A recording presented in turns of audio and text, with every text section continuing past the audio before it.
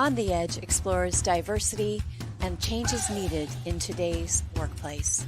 I'm Rayanne Thorne-Kruger. Welcome to The Edge.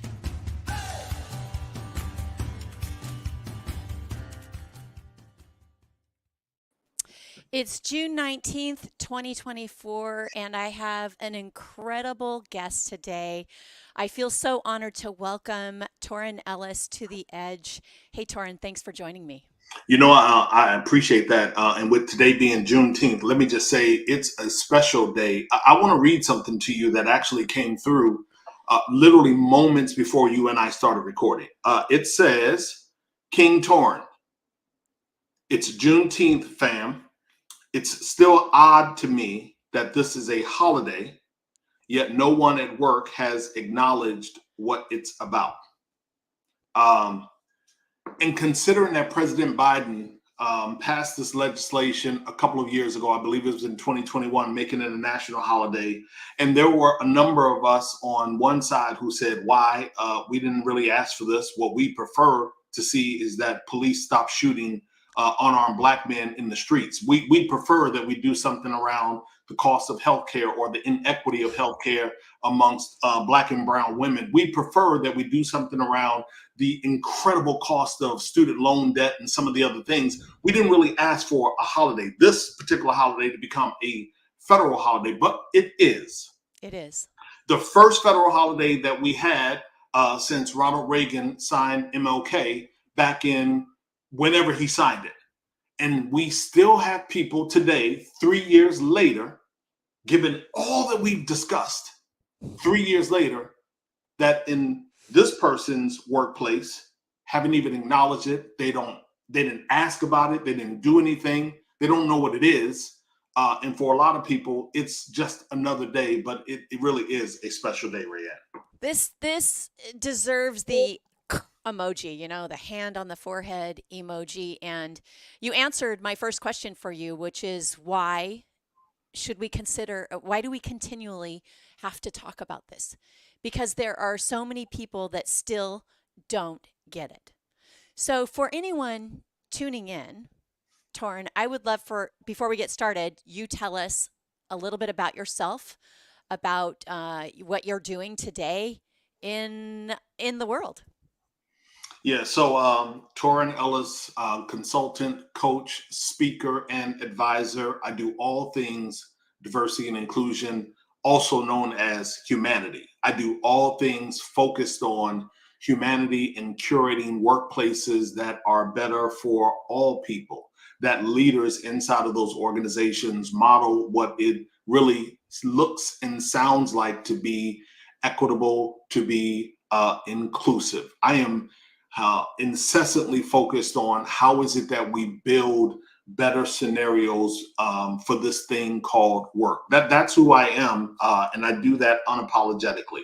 I think my future rising is that I want to lean more into my creative ambitions, and I want to develop a piece of technology that sits inside of the HR tech space, and hopefully that's something that we'll do this year. But for those out there that are listening, Rand, just really quickly, Juneteenth is considered one of the longest celebrations in the country as it relates to the end of slavery. Basically, what it said was the troops had to ride into Galveston, Texas, 2 years after the Emancipation Proclamation, and they forced them in Texas to release their slaves. It happened 2 years after the Emancipation Proclamation. We went through an era, Rayanne, where we had actually something like 134 Black-owned banks after that period, from 1865 to like 1934. More than 130 Black-owned banks. Today we have less than 20. So when people ask me, why is it that you do the work that you do? Why is it that you are constantly focused on all of the levers that are involved inside of the business organization, that it's not a conversation just about talent acquisition or some silly unconscious bias training, but that it's the totality of who we are in the corporate and community corridors? That's part of the reason why, because I want life to be better for all of us all the way around. Agree. And I struggle so much that this is what it is. I it's hard for me to hear it, to see it, to read about it, to understand that this has to be political, right? So many people say, why do you have to make it political? It has to be political. And this is why getting out the vote is so important, in particular this year, and why it matters. And it's incomparable to me that this conversation has to be done over and over and over again. And I appreciate your strength, your tenacity, the empowerment that you grant to other people including me, to continue this conversation. You and I met 11 plus years ago, and you have added so much to my life and to my understanding of the differences, the sameness, and how we can work together. And I really appreciate your outreach and your continued involvement in equality, in the diversity. I don't even call it a movement. Why don't we just say it needs to be? It shouldn't be like, why are we it feels so weird to me now to call it a movement. Yeah, you were a special soul then. That balmy breezed evening in Miami, you were a special soul then. And you've continued to be a special soul throughout the years. And so when we counted as saying 11 plus years ago, my hope and prayer, Rayanne, is that we get to say this 30 years from now. Yes. When I'm in my 80s and we are looking back on all that we accomplished, all that we attempted, some of our failures and joyous moments, that you and I find some way to connect. It may not be a mobile device, but it'll be digital smoke signals or something. That 30 years from now, we're able to smile on conversations like the one that we're having today. So again, thank you for allowing me to be with you and your audience. Well, I appreciate your patience with me and other people like me, that you continue to teach me, that you continue to include me in your circle of influence and allow me to talk to you on occasions and in situations such as this. I want to talk to you. Thank you for joining me on Juneteenth. I can't thank you enough. So let's move on. I want to talk to you about something that popped up on my Facebook memories this week, and on June 17th, 2020. So we're talking at the height of COVID, right? Remember, we were all at that place and thinking, what's next, right? We didn't know. And still, we were talking about diversity. We knew that this happened on the 17th. So Juneteenth was coming up. I want to show a Facebook post that I shared, and I want to get your gut reaction on this. This was an image that somebody took a picture on the 55 freeway, which is the main vein into South Orange County, which is known as a very rich part of Orange County, Southern California. It's where Newport Beach is. It's where Laguna Beach is. This is the highway that takes you into Laguna Beach. And this woman took this picture of the back of this truck flying the American flag, like that, a 3x5 American flag, which, where we see other flags like that flown, right? And then this rope that's hanging off the back. I shared this, reshared. It had been shared a number of times, thousands of times. And so I reshared it on my page. And one of the first comments was, "How stupid are you people? That is a tow rope," right? So my initial response to this, and we'll bring it back up. I'm going to hide it now so that we can talk about this. But my initial response was that how stupid are you to think that this doesn't have meaning? I don't care if it's a tow rope. I don't care. I lived in a farm community of Indiana for 10 years. My ex-husband drove trucks consistently. My husband is a truck driver. I have never seen a tow rope hanging off of either one of their trucks like that, right? So the conversation went on. There were hundreds of comments on that particular post. And this person stood true to that. That's a tow rope. It doesn't mean anything. You're trying to make it into something. And my contention is if you're flying an American flag like that down a highway in a very white part of Southern California during an election year when there's a lot of upheaval in the country, not just in politics, but in the country in general, there's meaning behind that. And how do we, what are your initial thoughts about that? Maybe you remember seeing that. And how do we combat that? How do we talk back? And I don't mean talk back, but you know what I mean? How do we continue the conversation so that we can convince somebody that has it in their head that that has no meaning? Yeah, Rand. Sometimes I feel like we enroll ourselves in exercises of futility, and what I will say is that there are some individuals that cannot be reached. There are individuals that unfortunately will not change their opinion and or position. And so I'm not suggesting that we wouldn't try.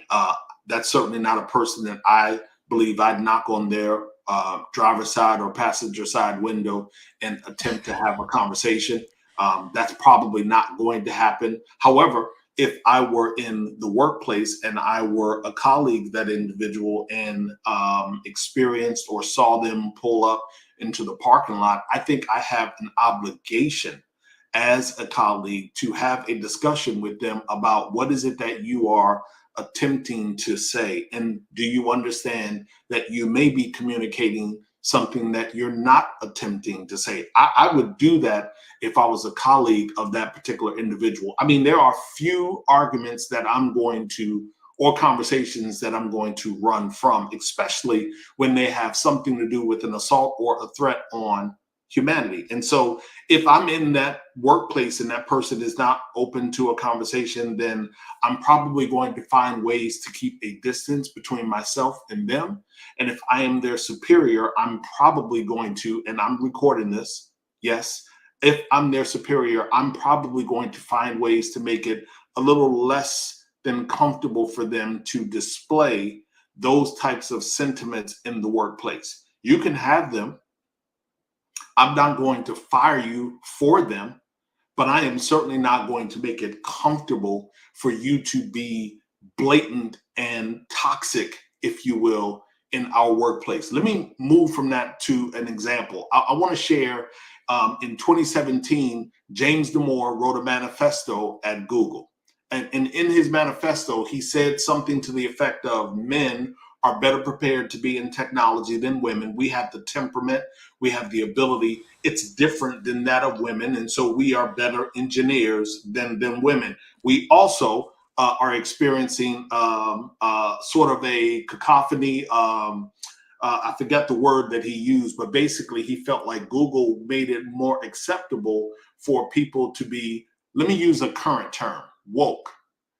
He felt like Google made it more acceptable for people to be more woke, more embracing of diversity, and there was less opportunity for a person with opposing views to be able to speak up.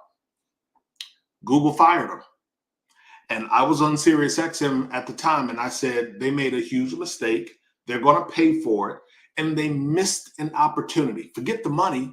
They missed an opportunity to have a broader conversation that the entire world could have watched and seen, considering the work that they had done on Project Oxygen, considering the work that they had done on Project Aristotle. You use this James Damore incident to broadcast to the world how we build better teams and embrace opposing views in the workplace. For that person driving around in that white pickup truck on the freeway, I'm not stopping them. In a grocery store, not having any interaction. But in the corporate corridor, I am going to work hard to get to understand you are sending a message that is disruptive. It's not good, and I'm not going to make it comfortable for you.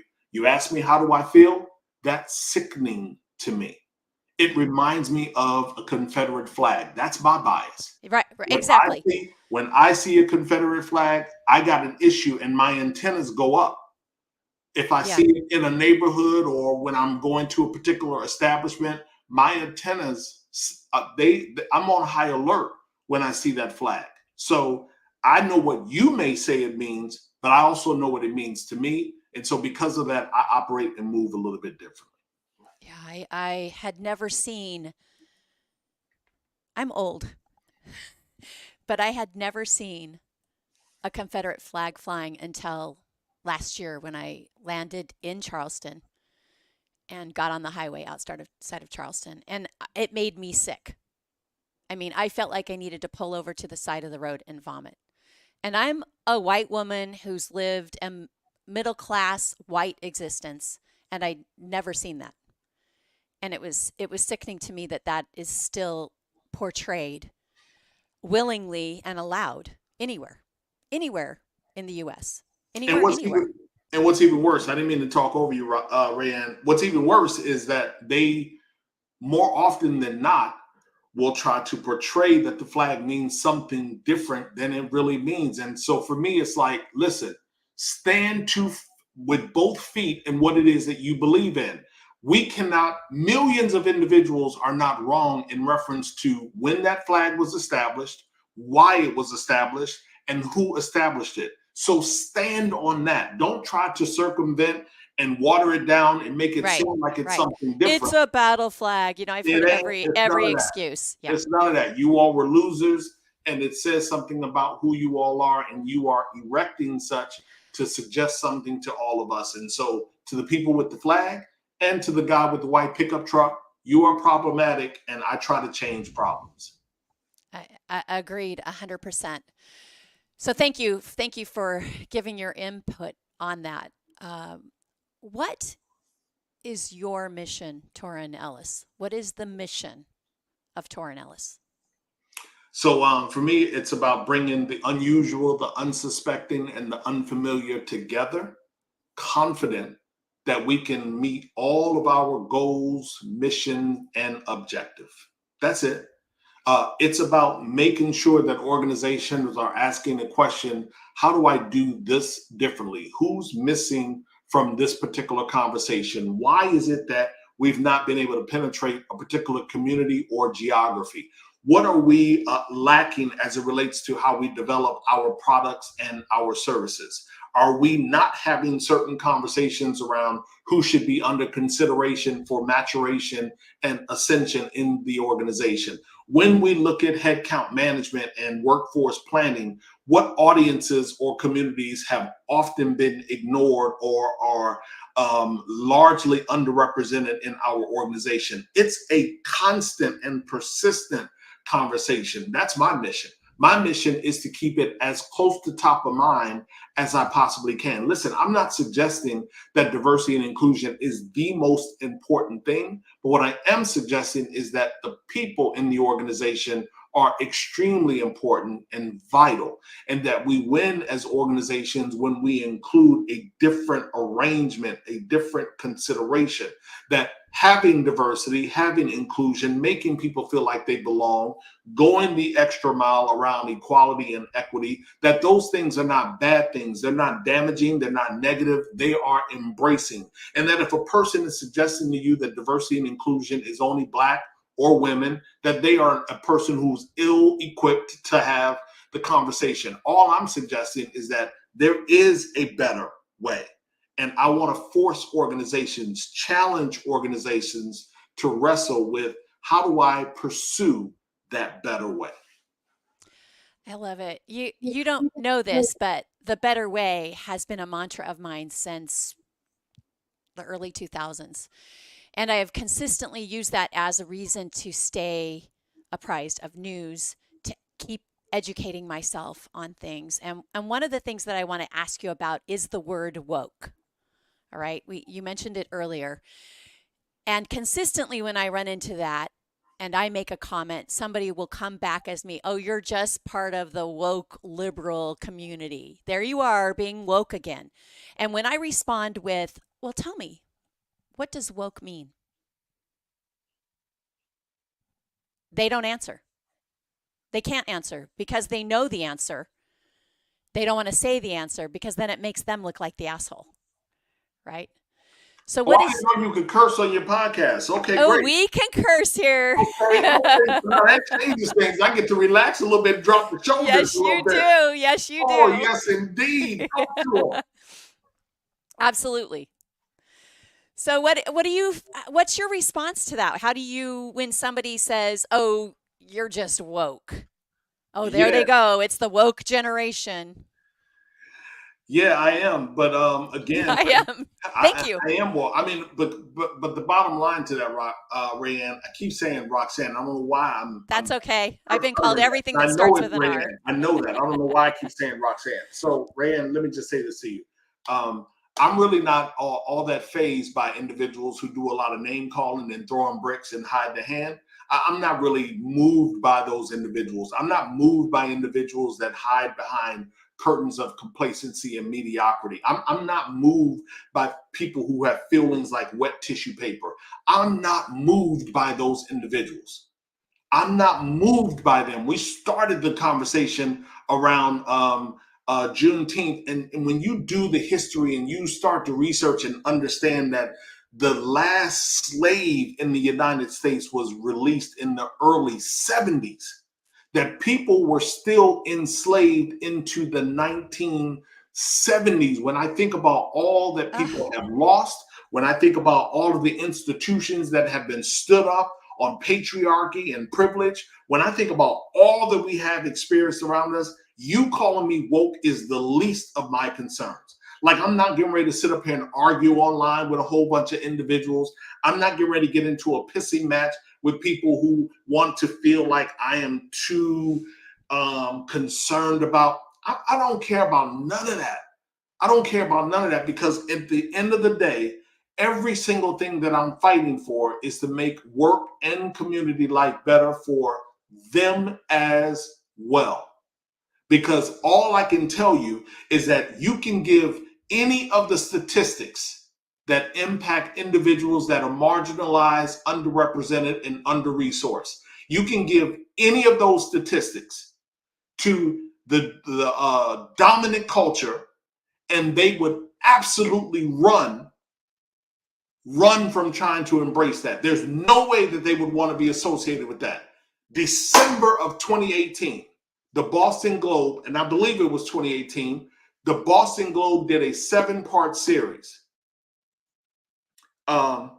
And I can't remember the title of the 7-part series. It escapes We'll me. find it. We'll find it and we'll put it in the comments. 7-part series. And in the first installation, it said that the average wealth of a Black family in Boston was less than $8.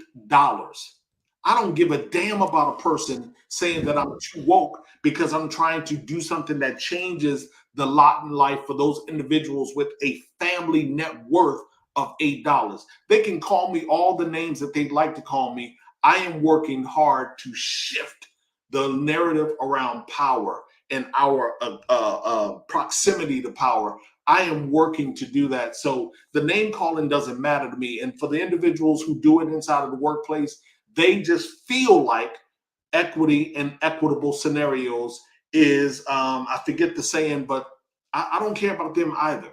The bottom line is, when people like myself, and I'm not the only one who does it, Rayanne, when people like myself go into organizations, we go into organizations with a frequency of love and process, and we are doing that to sprinkle around the feet and the desk of every single person in there, period. I want you to run for president. No, no, no. See, let me tell you, he and they are a lot better than I would ever be, because they would give me some of that bullshit, and then I would just simply say, you know what, let's take this mic off. Let me put on another mic, and I'm going to tell you exactly how I feel. I'm not a person who's going to do a whole lot of biting my tongue and choking Right. on my words. And so that's not a space that I need to be in. And people need to understand, we all have a position to play. I can't be the person that I want to be in corporate America. I tried. Like, I literally tried to work in corporate America. I had one of the top performing sales teams in the entire country when I walked away. They wouldn't promote me because they said that I was too outspoken, because I challenged individuals in the meetings too often. So I'm just telling you, Rayanne, I've tried to operate inside of the confines of corporate America, and it doesn't work for me. It works better for me outside. I can be a protagonist, I can be an antagonist, I can be optimistic, I can be a course corrector, I can do organizational redesign, I can do all of that from a position of strength as a consultant. So I'm gonna stay right. I'm gonna stay right here. No, you're in the right spot. Indeed. I become empowered listening to you. And that is what I think leadership is, right? You are a leader in that you pass along information, you pass along strength, so that I feel like I can speak on this, even though it's not my community, when really it is, because it is humanity, right? I feel like I could stand by you in any fight, Torin, and I want to thank you for empowering me to do that. And I Let me want to tell ask, you, let me go tell ahead. you real quick. One of the most rewarding things, and I'll be really, really quickly. One of the most rewarding things is in my capacity to be able to go into a number of organizations and people build quickly a rapport and trust with me. And they start to reveal things that they are struggling with, challenged with, people that are roadblocks to their progress. And so when you get to experience that over and over and over again, not just in one company or one particular industry or one geography, it happens for me across the country and internationally. I love that. And I know that we are making change. So I just want you to know that you said something about lending the empowerment. That was such a beautiful phrase. And that is exactly what I attempt to do. When I go into an organization, I want people to feel that spirit, like, you know what? I feel stronger, and I'm going to challenge some of the inequities that exist in my place of work. Yeah, thank you. I feel like I'm in church. I'm in church and I'm going to listen to you share, and I'm going to let that infuse me so that when I leave church, I take that spirit with me and I preach it outward. I share it outward. So thank you for that. With that, how can someone like me, a white girl living in Southern California, how can I make a difference? What do I need to do? So I think the first thing is empowerment. We have to be able to call out some of the inequities. Cornel West says it best, that we've been silent in the face of injustice. Far too often, we don't have a comment when we know that things are just not right. So we have to feel some degree of empowerment. The second thing that you and everyone else has to be able to do is they have to have some degree of strategy. You have to be able to discover and explore strategically what should be happening inside of the workplace. Listen, all of this diversity and this humanity stuff sounds great. It's really what's the word that I'm looking for? Pollyannish, if you will. But the truth of the matter is that it has to connect to how does the business continue to advance and deliver to its stakeholders and shareholders. So as an individual, Rayanne, strategically, you should be thinking about how do you show up in the workplace? Where is diversity and inclusion missing inside of the organization? What can we do to make sure that adoption of these efforts and these principles and these processes and this organizational redesign that Torin talks about, where is it that we can infuse that a little bit more? We can push a little bit harder. Where are we receiving the most resistance, the most negativity and pessimism? How do we change that? You have to be able to do that, but every single person has to do that. And then the last thing is tactical execution. Listen, all of the ideas in the world are wonderful, but if they don't get acted upon, it's futile. And so what I simply say is we need empowerment, we need strategic exploration, and we need tactical execution. The one thing that every listener can do, the one thing is that they can answer the question, what did I do to support my organization's D&I efforts? That's the only question that they have to answer. Because if they answer it and say, Rayanne, I didn't do anything, well, then that's a problem. Yeah. And if you report to me, we'll work through that problem.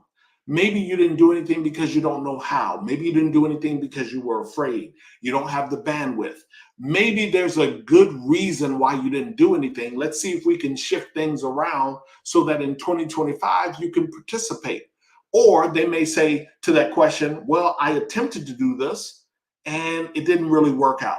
That's a different conversation. And as their leader, I'm going to say, all right, well, what resources were you lacking? Or is there something that I need to do? Are you missing domain knowledge? Is there a connection or a collaboration point that you need to make that come to life, if you will? Because that's an individual who's going to try again in 2025. And then there's that audience of people who say, you know what? Um, I ain't doing this D&I thing. It has no place in the workplace. It does nothing about the work that I do, has nothing to do with my KPIs and blah, blah, blah, blah, blah. And as their leader, I'm going to have a different conversation with them as well. What am I suggesting? That if every single person in the organization, 60 people, 600 people, 6,000 people, or more, if every person answers that one question, we will change the frequency and the velocity. We will change the trajectory of how we advance the D&I conversation. That we won't be just looking at such through the lens of race and gender. That we will be looking at such, as I've said at the top of the call, community and geography, product and services, headcount management, succession planning, and all of the other things that matter to the business. But you have to be willing to answer that one question. So you, I Rayanne, love it. let's say, this is what I did in 2024 to support D&I efforts in our industry.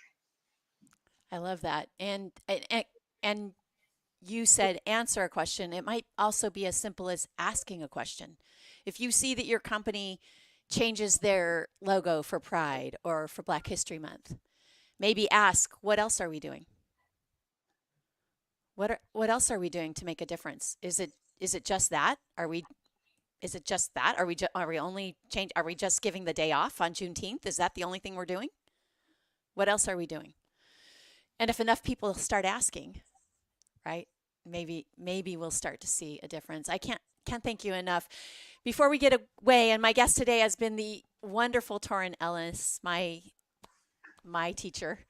Um, any resources you can share? Um, well, since we talked about Juneteenth, I would encourage people to go out and maybe look at the documentary Slavery Revisited. It's a little older. I think it came out in Okay. like 2012. Okay. Um, so look at Slavery Revisited. It's titled Peonage in the South. Peonage, Peonage. And the definition of peonage, really quickly, Rayanne, is when individuals are remanded to some form of work for no compensation. And it's a reverse way of saying that, well, I owe Rayanne $10, so let me work my debt off. And then when I get to the zero, Rayanne has some different formula of saying, no, you really didn't pay off the 10. You owe me another 10. And so it keeps a person indebted. Peonage, Slavery Revisited, Peonage. Okay. Peonage in the South. There's a more current documentary that I would love for people to look at. It's titled Policing. I believe that's on the Netflix or the Hulu platform, titled Okay. Policing, Policing. Policing. And then the last resource that I would encourage people to engage with is The Color of Law by Richard Rothstein. The Color of Law by Richard Rothstein. You'll read the book, and if you're genuine, you'll say to yourself, that phrase of pull yourself up by your bootstraps will land differently. The book, The Color of Law by Richard Rothstein. And then if you really This want the resource, get with your man, torinellis.com. Find me on social media because I I got a do. rack of stuff that I can give you. I know. torinellis.com.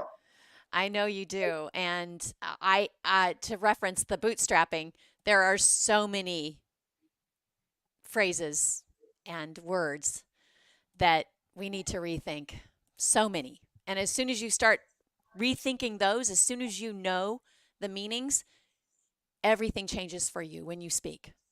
You're a little bit Absolutely. more careful. You're a little bit more cautious. You're a little bit more, have a little bit more empathy and put thought into your words, which is what we need today is to be more mindful and more thoughtful in everything we do and say and Absolutely. write and write. Thank you so much, Torin, for being my guest today. Before we get away, what's next for you?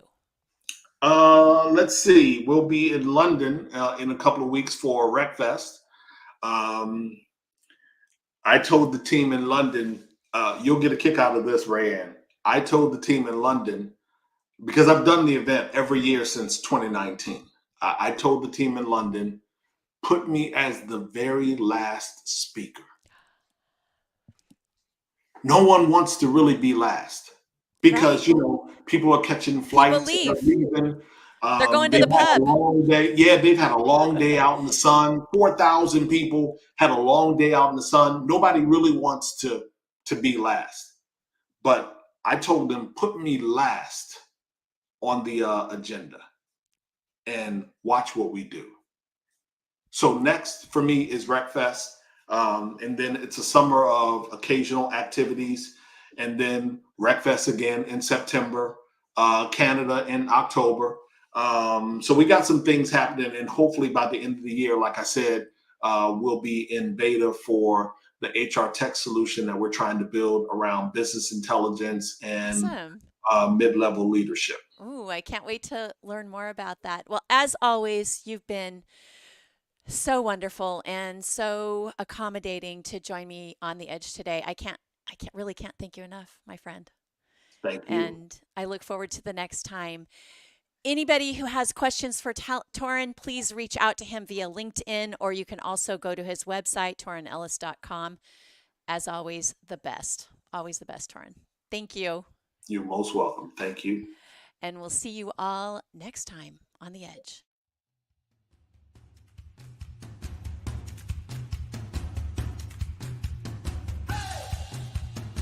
Thanks for tuning in. On the Edge has been made possible by Never Enough Media.